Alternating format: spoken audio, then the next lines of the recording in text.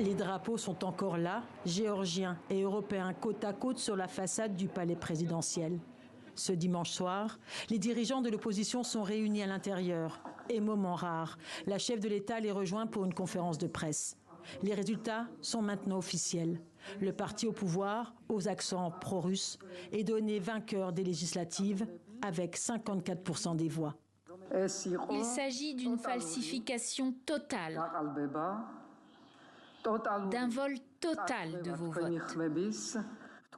Ces élections ne peuvent pas être acceptées, car cela reviendrait à reconnaître l'entrée de la Russie dans le pays et la soumission de la Géorgie à la Russie. Ni elle, ni l'opposition ne reconnaissent leur défaite face à un parti rêve géorgien qu'elles accusent de dérive autoritaire. Elles dénoncent aussi des inégalités lors du scrutin. Irrégularités par ailleurs relevées par les observateurs internationaux présents sur place.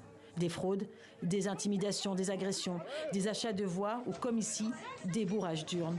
Le bureau de vote de ce village du sud du pays a dû fermer ses portes prématurément. L'un des partis de l'opposition appelle désormais à ne pas entrer au Parlement. Nous ne légitimerons pas les votes volés au peuple géorgien. Nous renonçons à nos mandats parlementaires. Le vainqueur, lui, a sorti les feux d'artifice. Rêve géorgien aux affaires depuis 2012 est dirigé par le milliardaire Bidzina Ivanishvili, ancien Premier ministre qui a fait fortune en Russie.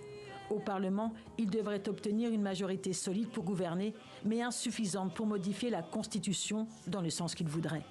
Accusés d'être favorables à Moscou, les chefs du parti ont tenté de rassurer Bruxelles. Oui, il y aura bien un rapprochement européen. Oui, ça ne devrait pas tarder. Notre principale priorité en matière de politique étrangère est l'intégration dans l'Union européenne. Au lendemain des résultats, l'Union européenne réclame une enquête sur les irrégularités électorales. Le Kremlin, lui, réfute toute ingérence russe.